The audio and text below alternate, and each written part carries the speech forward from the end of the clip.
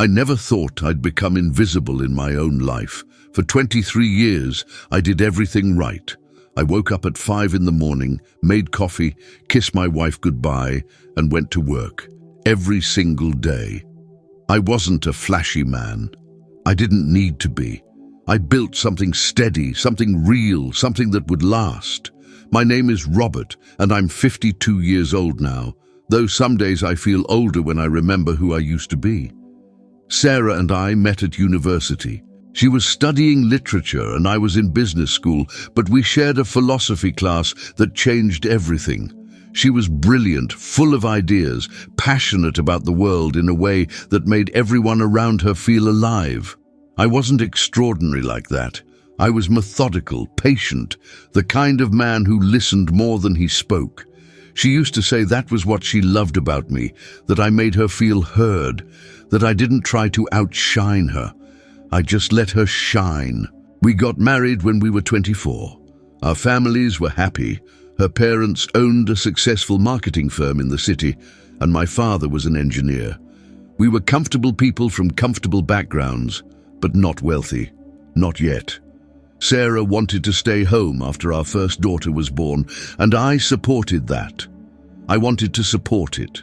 I believed in what she was doing, raising our children, building our home, creating a life. I never once resented paying for everything. That was my role, and I took it seriously. But something shifts when you're the only one working. I didn't notice it at first. It was subtle, like the way shadows gradually consume a room as the sun sets. Sarah would make small comments about my job, about how stressful it was, about how she couldn't believe I only made what I made, considering how much she was sacrificing by staying home. I remember one conversation clearly. We were in the kitchen, and she was telling me about a friend of hers whose husband had just been promoted to partner at his firm.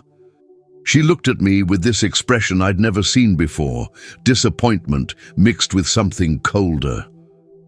"I wonder what it feels like," she said, "to be married to someone who's actually ambitious." I was 32 years old, managing a team of 15 people, overseeing multi-million-dollar accounts, working 60-hour weeks.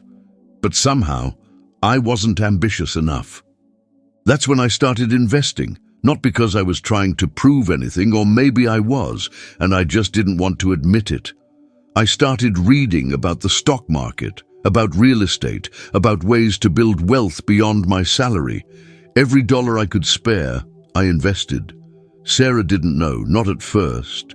I had a separate account, a private portfolio that I was building brick by brick. I told myself it was for our future, for our children's education, for our retirement. But there was another reason too, one I was less willing to examine. It was mine. Our second daughter was born when I was 35. Emma came into the world screaming, and I held her in the hospital, and I felt this overwhelming sense of responsibility. 2 daughters, a wife, a life that depended on me. That night I made a decision. I would build something so solid, so undeniable, that no one could ever question my worth again. Not Sarah, not her friends, not myself. I worked harder. I invested smarter. I started consulting on the side, taking on projects after hours, building a network that extended beyond my 9-to-5 job. Sarah noticed I was around less, but she didn't ask why. She just seemed to accept it as proof that I was finally taking myself seriously. There was satisfaction in her voice when she told her friends about my new consulting work, as if my absence was validation of my importance. Years passed. Our daughters grew. I missed school plays because of investor meetings. I missed parent-teacher conferences because I was analyzing market trends. I missed so much, and I told myself it was temporary, that once I had enough, I could step back and be present. Once I had enough. But enough is a moving target. When Sarah was 41 and I was 44, I made my first major real estate investment. A commercial property downtown that I absolutely knew, would appreciate significantly. I borrowed against my existing portfolio. It was risky, but I was confident. Sarah found out about it accidentally. She saw a bank statement I'd left on my desk, and she exploded. Not because she was concerned about the risk, but because she hadn't been consulted. Because I had made a decision about our financial future without her input. "I'm your wife," she said, her voice sharp as glass. "I should have been part of this conversation." I tried to explain that I'd made this investment with our family in mind, that it was going to pay off, that it was going to secure everything we'd ever wanted. She stared at me with this expression of pure contempt, and I'll never forget what she said next. "You've always been like this, Robert, so convinced that you know what's best for everyone, so sure that your way is the only way.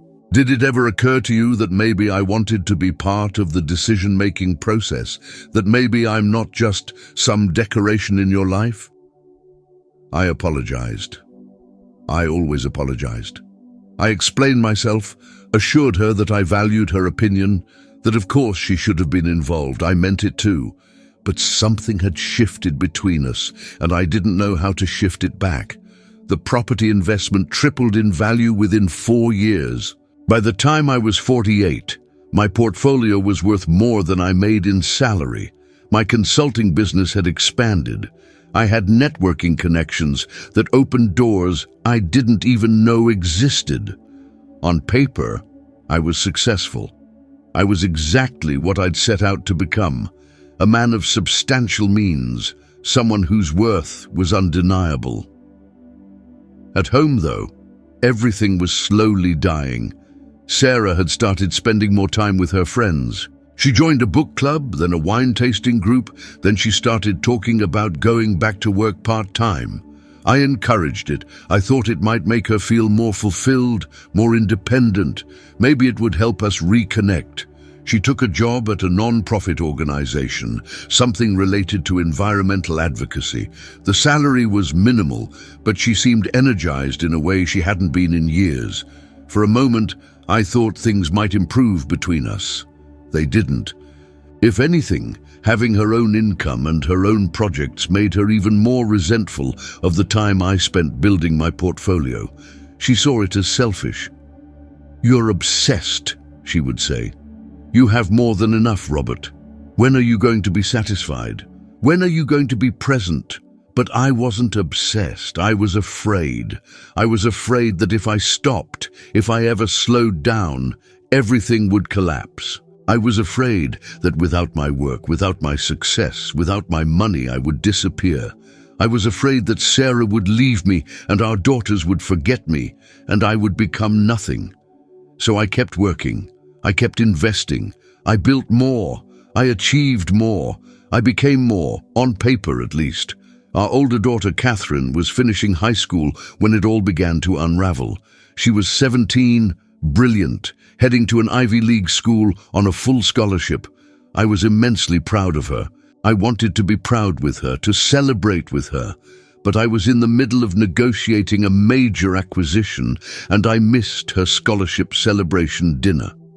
Sarah never said a word about it. That was the worst part.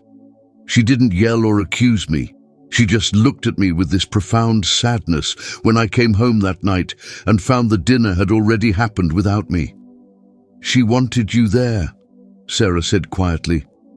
"She asked about you 3 times. I promised Catherine I would make it up to her, and I meant it. But making it up to her became something I perpetually planned for but never actually did. There was always another deal, another opportunity, another rung on a ladder I'd stopped questioning why I was climbing. I was 50 years old when Sarah told me she was unhappy.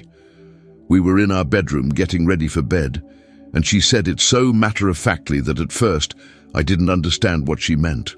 "I'm unhappy, Robert," she repeated. "I've been unhappy for a very long time. I don't think this is working anymore." I remember feeling my chest tighten. "What do you mean this isn't working? We're fine. We have a beautiful home. The girls are thriving. I've built a successful..." "That's exactly what I mean," she interrupted. "You've built a successful career. You've built a successful portfolio. You've built a successful life. But you've built it alone, and you've built it without me. I'm not part of your life anymore, Robert. I'm just here." I tried to fix it. I suggested couples therapy. I suggested taking a vacation, spending more time together. I promised I would scale back my work commitments. For about 2 weeks, I actually did. But then another opportunity came up and I took it, and another and I took that one too. It was like trying to hold water in my hands. The moment I thought I had a grip on it, it would slip through my fingers. Sarah grew quieter, less angry, less disappointed, just quietly distant. She stopped asking me about my day. She stopped waiting up for me when I came home late. She stopped, period. By the time I realized what was happening, it was too late. She asked for a divorce on a Tuesday morning in March. Our youngest daughter, Emma, was away at college, and Catherine was traveling abroad. It was just the two of us in our kitchen, and Sarah slid divorce papers across the table like she was serving me breakfast. "I don't want to fight," she said. "The house will be yours. You paid for it, every penny of it. Your business accounts are yours. I just want my half of the retirement funds and my share of the property investments." "That's fair. That's more than fair, actually, considering what you've built." I was stunned. I couldn't form words. "Sarah, we don't have to do this. We can work through this. We can—" "No," she said, and her voice was so final, so resolved, that I knew there was no argument I could make that would change her mind. "We can't. You chose this, Robert. Every late night, every investment, every moment you prioritized your portfolio over our marriage. You chose that. And I'm choosing myself now. I'm choosing to be somewhere I'm wanted. I'm choosing to be with someone who actually sees me." That last line hung in the air between us. Someone else. There was someone else. "Who?" I asked, though I wasn't sure I wanted to know. "Does it matter?" she replied. "He's not the point. The point is that I don't want to be invisible anymore, and I can't be anything but invisible in your life." The divorce was finalized 3 months later. Sarah was generous, or maybe she just didn't care enough to fight for more.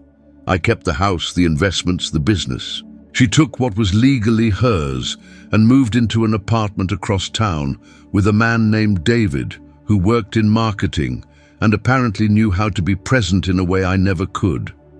I remember standing in my empty house, empty not because of the divorce settlement, but because Catherine had moved to London for a graduate program. Emma was focused on her own life in another city, and Sarah was gone, and thinking that I had finally achieved everything I'd set out to achieve. I had wealth, I had status, I had security, I had nothing. The first year after the divorce was the hardest, not because I was heartbroken, though I was, but because I didn't know who I was without the work, without the hustle, without someone to prove something to. I'd spent the last 15 years building an empire, and now that it was built, I didn't know what to do with myself. I had money in the bank, properties in 3 states, a portfolio that would make most financial advisors weep with envy. And I had no idea how to be happy. I threw myself into my work even harder. If I couldn't fix my marriage, at least I could ensure that my success was undeniable. I took on bigger clients, made bolder investments, expanded my consulting business until I had a team of 12 working under me. My income doubled, then it tripled. By 52, I was making more money than I'd ever dreamed possible. None of it filled the void. Catherine came home for the holidays that first year after the divorce, and we were awkward with each other in a way we'd never been before. She was polite, kind even, but distant. When I asked her about her program, she gave me surface-level answers. When I tried to talk about my business, she looked away.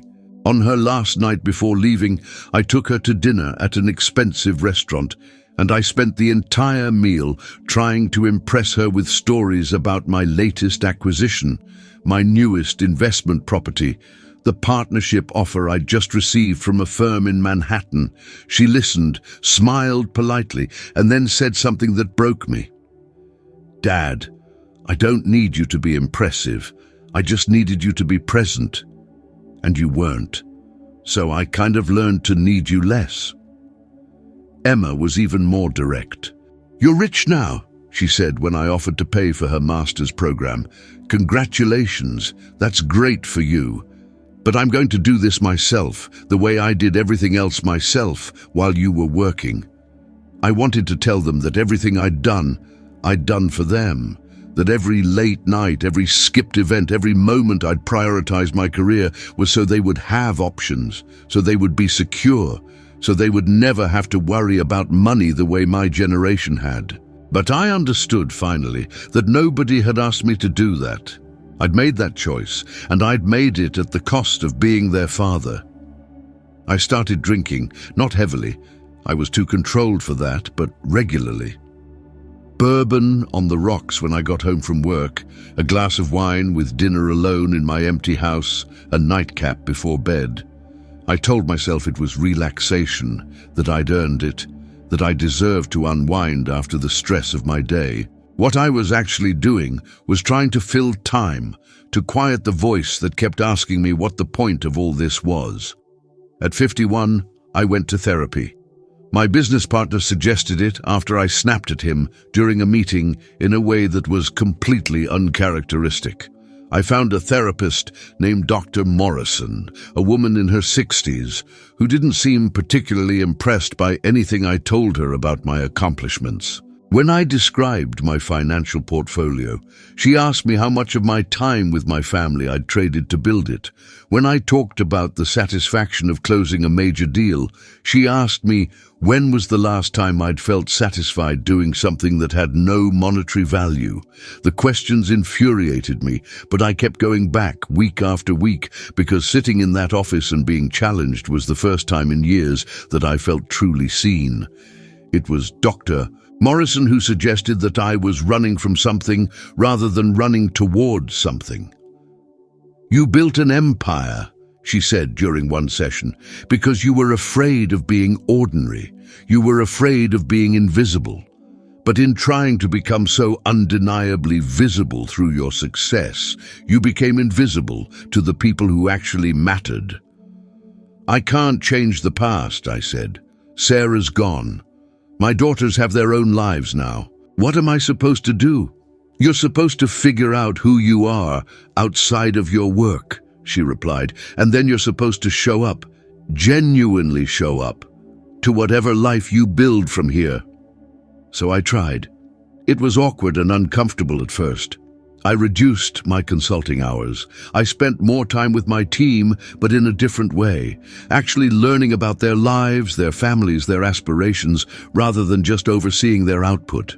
I volunteered for a non-profit that focused on financial literacy for underprivileged youth because it felt like something real, something that mattered beyond the bottom line.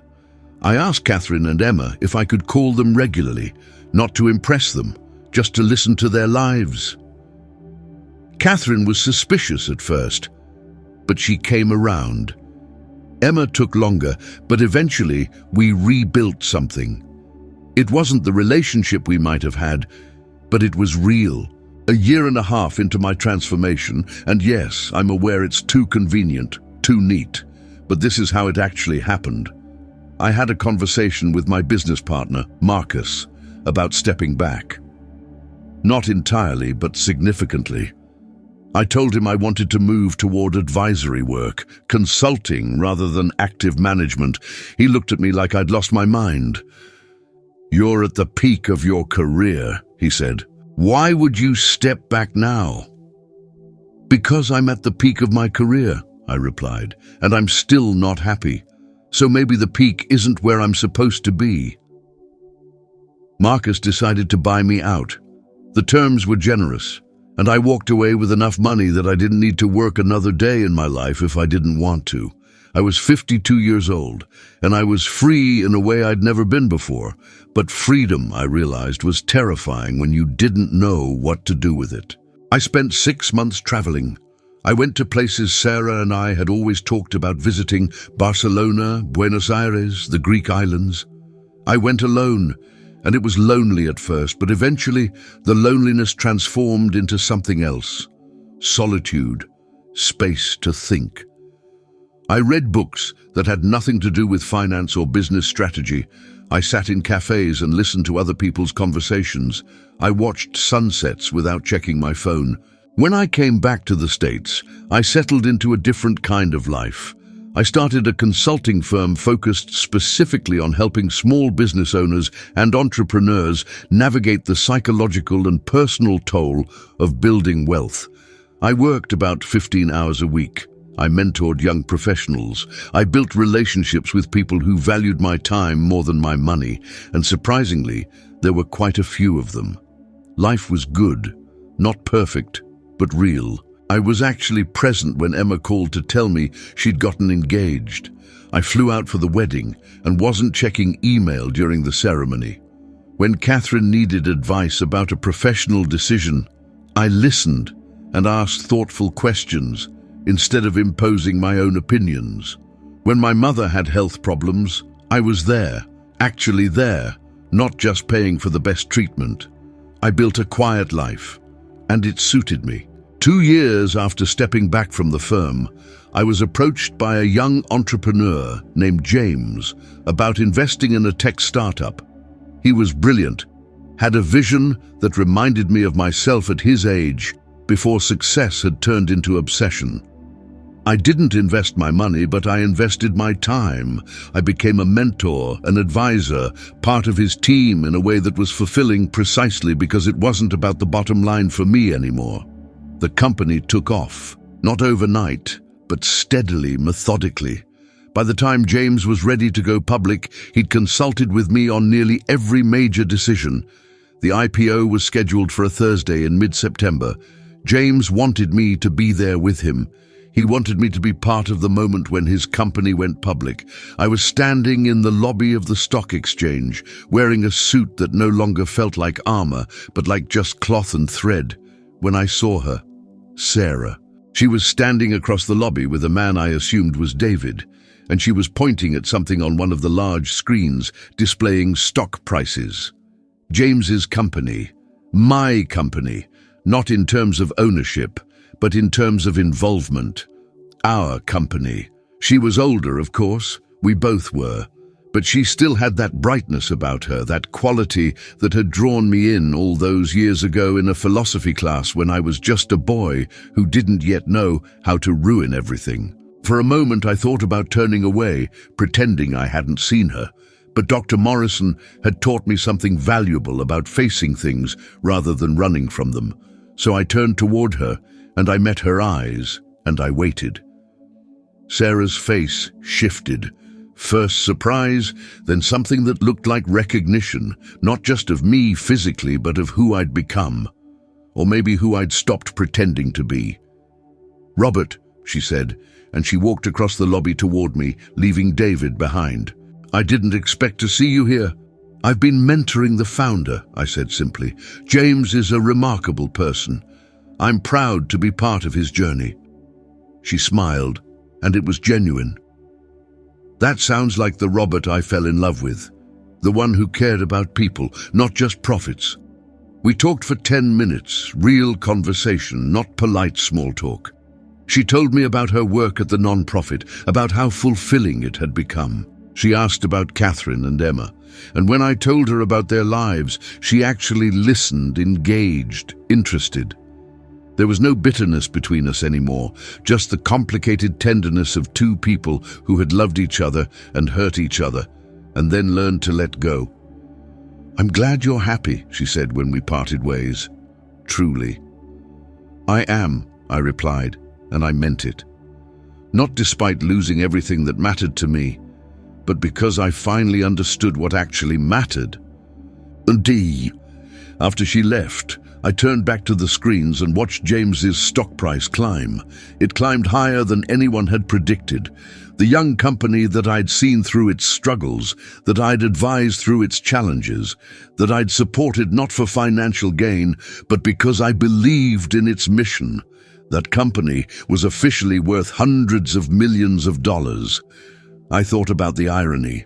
I'd spent 15 years building wealth obsessively, and in doing so, I'd lost my marriage, my presence in my daughters' lives, my peace of mind.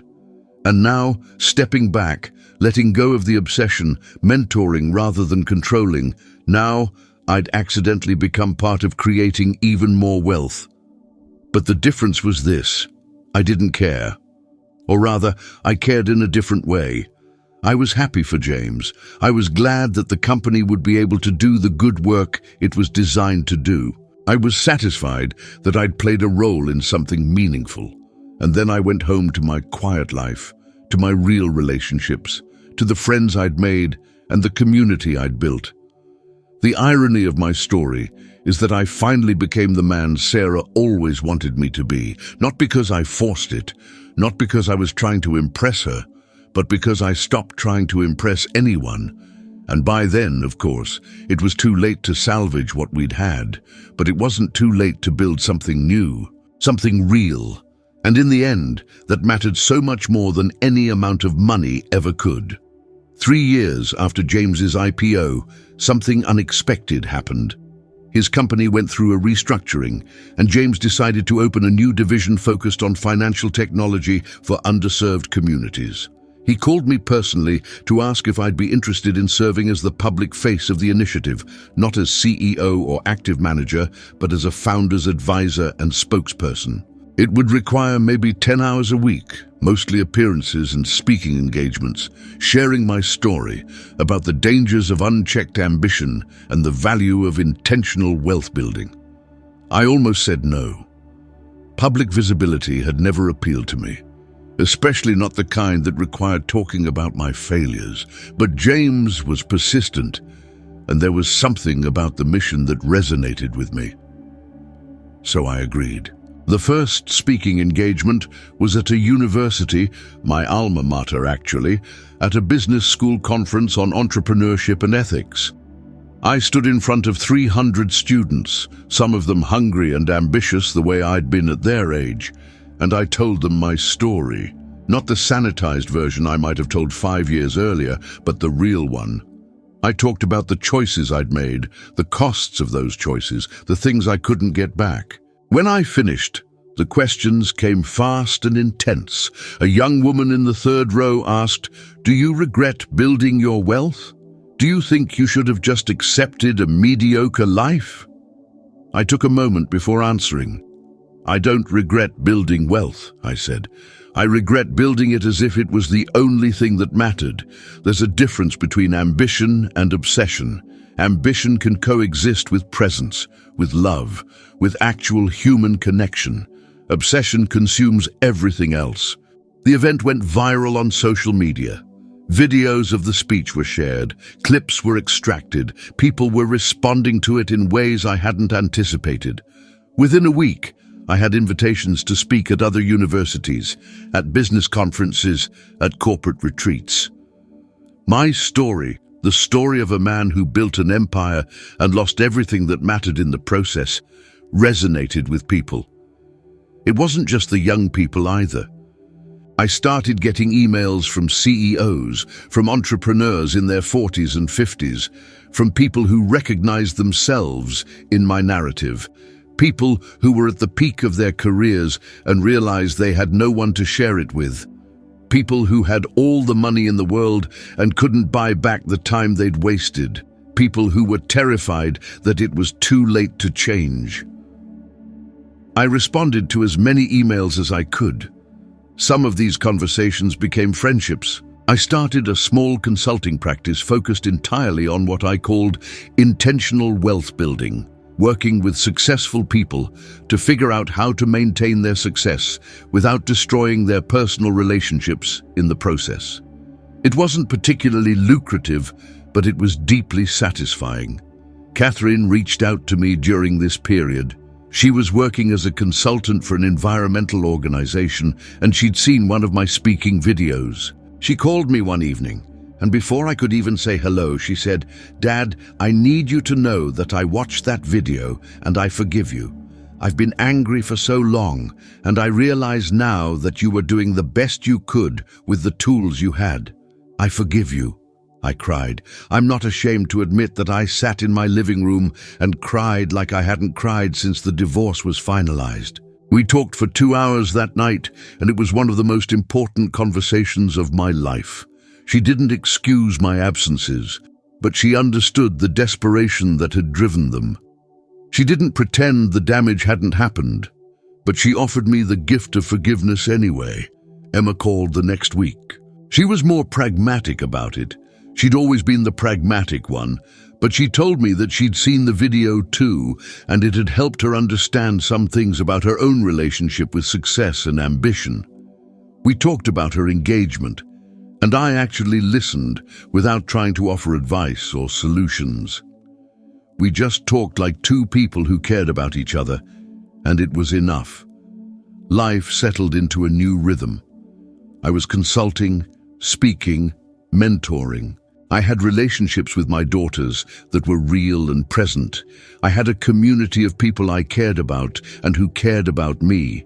I traveled, I read, I spent time with friends.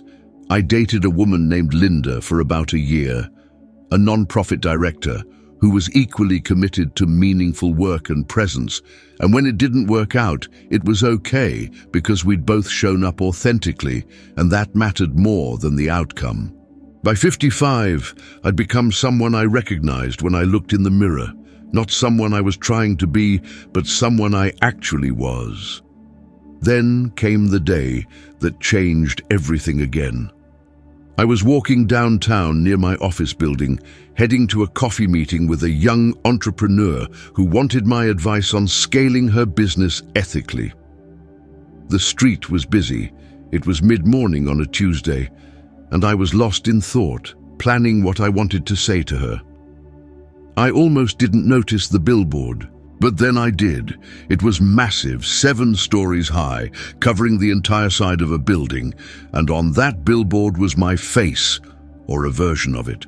A professional photograph of me that James had taken for the company's website, looking thoughtful and successful, with a quote in bold letters: "Real wealth is measured in presence, not in portfolios." It was from my university speech. James had created an entire marketing campaign around the theme of intentional wealth and financial literacy. My image was now advertising his company's new community-focused division across the city. There were others too, I'd later discover, in 5 different cities, on transit ads, on digital screens, all featuring my face and quotes from my speeches. I stood on the sidewalk for a long moment, just staring at myself, magnified to the size of a building. It was surreal, it was humbling, it was deeply uncomfortable. And then I saw her. Sarah was walking toward me on the same side of the street. She was with a friend, and they were laughing about something. But then Sarah looked up and saw the billboard. Then she looked down and saw me standing underneath it, looking up at my own enormous face. She stopped in her tracks. Her friend kept walking for a moment before realizing Sarah wasn't beside her and turned back. For a second, none of us moved. Then Sarah said something to her friend. I couldn't hear what. And her friend continued on, giving us space. Sarah walked over to where I was standing. "That's you," she said, not as a question but as an observation. "Apparently," I replied. "I didn't know about the billboard campaign until just now. James must have been planning this for a while." She looked up at the enormous photograph of my face, and I watched her expression shift through something complex. Amusement, recognition, something that might have been sadness or might have been acceptance. I couldn't quite tell. "The old Robert," she said softly, "never would have been okay with this." "No," I agreed. "The old Robert would have either demanded his image be used for self-promotion purposes or been terrified that people would see his failure written all over his face." "And now?" she asked, turning to look at me. "Now," I said, "it just is. I'm not hiding it, and I'm not exploiting it. It just is." James wanted to send a message, and apparently my story is useful for that. That's okay. She smiled, and there was something in that smile that carried years of history, of love, of disappointment, of letting go, of actually seeing each other for who we really were, rather than who we were trying to be. "I've been following your work," she said. "The speaking engagements, the consulting, it's impressive what you're doing." "Thank you," I said. "How are you? How's David?" "We're good. Really good, actually. He's been more present than any man I've ever known. Not perfect, nobody's perfect, but genuinely here." She paused. "I think I needed someone who had already learned that lesson instead of having to teach it to someone who was still figuring it out." "I know," I said, and I meant it completely. I wasn't bitter about it anymore. "I'm glad you found that. You deserve that." "So do you," she said. "You deserve to be happy, Robert. I'm genuinely glad that you finally are." We talked for maybe 15 minutes, standing on a street corner under an enormous billboard of my face. And it was one of the most peaceful conversations I've ever had. We were two people who had loved each other, who had hurt each other, who had learned from each other even in the failure of our marriage, and who could now look at each other with genuine warmth and gratitude. "I should let you get to your meeting," she said finally. "Yeah," I said. "It was good to see you, Sarah. Really good." "You too, Robert. Keep being the person you're becoming. Don't ever go back to who you were before." "I won't," I promised, and I meant it. After she left, I stood there for another moment, looking up at my billboard. The quote read, "Real wealth is measured in presence, not in portfolios." At 44, 50, even 52 years old, I wouldn't have believed that. I would have thought it was a nice sentiment, but ultimately naive, something people said when they didn't understand how the world really worked. Now, at 55, I understood that it was the only truth that actually mattered. I walked into the coffee shop where I was supposed to meet my young entrepreneur, and I was late, something the old Robert would have been horrified by. But I wasn't stressed about it. I was present. I was at peace. And somehow, that made all the difference. The years after that billboard encounter moved quickly. I turned 56, then 57. My work with James's company expanded, and so did my speaking engagements. I published an article in a major business magazine about the hidden costs of ambition, and it generated more conversation than I'd expected. People shared their own stories in response. Stories about missed moments with their children, about marriages that dissolved because there was no one home, about success that felt like a hollow victory. But the most profound change came from an unexpected source. A woman named Michelle reached out to me through my website. She was the CEO of a mid-sized investment firm, and she wanted to invite me to speak at her company's annual retreat. I almost declined. I was getting invitations regularly by that point, and I had to be selective about where I spent my energy. But something about her email made me read it twice. She wrote, "I've been following your work for the past year, and I see myself in your story. I'm 48 years old, I've built something I'm proud of, and I have no one to share it with. My kids resent me. My marriage ended 3 years ago. I'm financially secure but emotionally bankrupt. I'm reaching out because I'm terrified it's too late to change. I'm also terrified that I won't." I agreed to speak at her retreat. Michelle was brilliant and intense and deeply unhappy. She had everything the world told her to want, and it had cost her everything that actually mattered. When I gave my talk, I watched her face, and I saw something that reminded me of looking in a mirror 20 years ago. After the speech, we talked, not just politely, but really talked. She told me about her children, about her ex-husband, about the feeling of being on top of the world and completely alone at the same time. I told her my story in greater detail, the parts I usually left out of my public speeches, the moments of despair, the therapy, the slow process of learning who I was outside of my ambition. Is it too late? She asked me directly. Can you actually change when you're this far in? I don't know, I said honestly. I think it depends on whether you're willing to lose everything to gain what matters. My ex-wife didn't want to wait for me to figure it out. My daughters built lives where I wasn't central. Those things I can't get back, but I can build something new. And that turned out to be enough. Michelle became a client. We worked together over the next 6 months on what she called the Great Untangling, systematically reshaping her life so that her career was important but not all-consuming, so she had space for relationships and presence and meaning outside of work. It was hard. She had to make difficult choices about her company, about her leadership role, about what success actually meant to her. But by the time we finished working together, she stepped back as CEO and moved into a chairman's role focused on the company's values and long-term strategy. She invited her adult children to be part of a new family council she was creating. She started dating again, but slowly, intentionally, with an awareness of what she actually needed rather than just what she wanted to achieve. I ran into her at a business conference 6 months later, and she hugged me like I was family. "Thank you," she was saying. "Thank you for showing me that there's a different way." But I knew that I hadn't done the hard work. She had.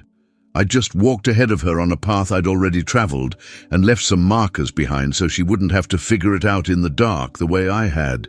By 58, I'd worked with dozens of people like Michelle.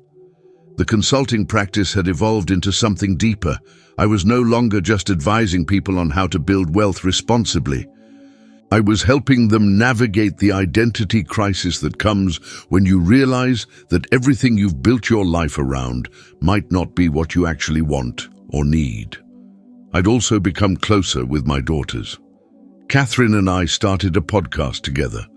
Just a small project, nothing major, where we talked about ambition, family, legacy, and how to build a life that doesn't require sacrificing everything that makes life worth living. It started as a way for us to deepen our relationship, but it resonated with listeners in a way neither of us had anticipated. Emma invited me to be part of a formal advisory board for her company, and I showed up, genuinely invested in helping her succeed. Not because I wanted to prove myself, but because I loved her and wanted to support her dreams. That made all the difference in how she received my advice. When my mother's health declined significantly, I was there. Not just financially, I'd always been able to do that, but physically and emotionally present. I helped with her care, I listened to her stories, I made sure her final years were filled with the kind of presence and love that no amount of money could buy. When she passed, my daughters both told me afterward that they'd watched me show up differently than they'd ever seen me show up before, and it had changed how they thought about what actually mattered. I received an invitation 2 weeks after my mother's funeral to serve as a board member for a major investment firm. The position came with significant compensation and would have required about 30 hours a week. 5 years earlier, maybe even 3 years earlier, I would have jumped at the opportunity. It was the kind of role that would have looked impressive on paper, the kind that would have cemented my legacy as someone important in the financial world. I turned it down. I called the CEO personally and thanked him for the opportunity, but I explained that my capacity was already allocated to meaningful work, and adding another major commitment would require me to sacrifice the presence I'd fought so hard to reclaim. He was surprised. He'd clearly expected me to take it, or at least to negotiate. "Most people wouldn't turn down an opportunity like this," he said. "Most people are where I was," I replied, "trying to build legacies instead of relationships. I already have my legacy. It's my daughters, it's the people I've mentored, it's the change I've helped others make in their lives. I don't need anything more." That conversation crystallized something for me. I was no longer running toward anything. I was no longer running at all. I was standing still, present, and that was enough. For my 58th birthday, my daughters surprised me with a dinner. They invited my closest friends, not my oldest friends from my success-obsessed years, but the people I'd built genuine connections with over the past several years. Linda came, even though we were no longer together, but had remained friends. James attended, and he brought his wife and their 3-year-old daughter. There were mentees I'd worked with, people like Michelle who'd become genuine friends. Catherine gave a speech. She talked about watching me change, about the courage it took to admit you were wrong, about the vulnerability required to ask for forgiveness and the grace required to accept it when it came. She told a story about a time years ago when she'd needed her father and he wasn't there, and then she told another story about a recent time when she'd needed her father and he was. The first absence, she said, taught me to be independent. The second presence taught me to be grateful. Both were necessary. Both taught me something important about love. Emma talked about ambition differently. She said that watching me struggle with ambition had taught her how to hold ambition gently, how to want success without letting it consume her life, how to build something meaningful without sacrificing the people she loved. You got there, she told me, but you got there the hard way. You taught me by example what not to do, and eventually you taught me by example what to do. Thank you for learning. Thank you for changing. Thank you for showing me that it's never too late to become who you need to be. I cried. I've cried more in the past few years than I did in decades of my success. I've learned that crying isn't weakness, it's honesty. It's the body's way of admitting what the mind finally understands, that the things we really want in life can't be purchased or achieved or accumulated. They can only be built with intention, presence, and love. After dinner, as people were leaving, James pulled me aside. He wanted to update me on the company's direction. They were thinking about expanding the community financial literacy program into 15 new cities over the next 3 years. He wanted my input on strategic growth, on maintaining their values as they scaled, on the ethical challenges that would come with rapid expansion. We talked for an hour, and it was fascinating and engaging and intellectually stimulating in a way that genuinely excited me. This was the work I loved. The strategic thinking, the problem solving, the vision building, except now I was doing it for its own sake, rather than to build my own empire or prove my own worth. As I walked to my car that night, I thought about the trajectory of my life. From a young man who'd been obsessed with building wealth and status, to a middle-aged man who'd sacrificed everything for those things, to an older man who'd lost everything and been forced to figure out what actually mattered. It wasn't the journey I would have chosen. It wasn't the journey I would have recommended to anyone, but it was my journey. And by walking it, by being honest about my failures and my costs, by showing up differently, I'd somehow become the kind of person who could actually make a difference in other people's lives. 3 weeks later, I was walking in the park near my apartment, and I saw the billboard had changed. James had created new advertisements for his company, and the location that had once held my face now held someone else's. A young woman who'd come through their financial literacy program and had gone on to build a successful small business. She was smiling, and above her photograph was a quote, "I almost didn't believe in myself, but someone believed in me first." I smiled when I read it. I thought about all the people I'd mentored, all the people like Michelle who'd come to me desperate and afraid and left understanding that change was possible. I thought about my daughters who'd forgiven me and allowed me to be part of their lives again. I thought about Sarah, who'd had the courage to walk away and the grace to acknowledge my growth. The old Robert would have been disappointed that his face was no longer on that billboard, that his story was no longer the centerpiece of the campaign. He would have felt replaced, diminished, less important. The Robert I'd become understood that the whole point was that his face should be replaced, that his story was never supposed to be the ending. It was supposed to be the beginning of other people's stories. That success wasn't measured in visibility or prominence, but in the transformation and growth you catalyzed in others. I walked through the park as the sun was setting, and I felt something I hadn't felt in a very long time. Complete, uncomplicated peace. Not the absence of challenge or struggle. Life would always have those things. But peace with who I was, with the choices I'd made, with the cost of my journey and the value of what I'd learned. I pulled out my phone and called Catherine. "Hey," I said when she picked up. "I was just thinking about you. How are you? What's going on in your world today?" And she told me. She actually told me, sharing details about her work, her relationships, her struggles, her victories. And I listened, really listened, without thinking about what I needed to say next or how I could impress her or solve her problems. I just listened. I was just there. And that, I finally understood, was everything.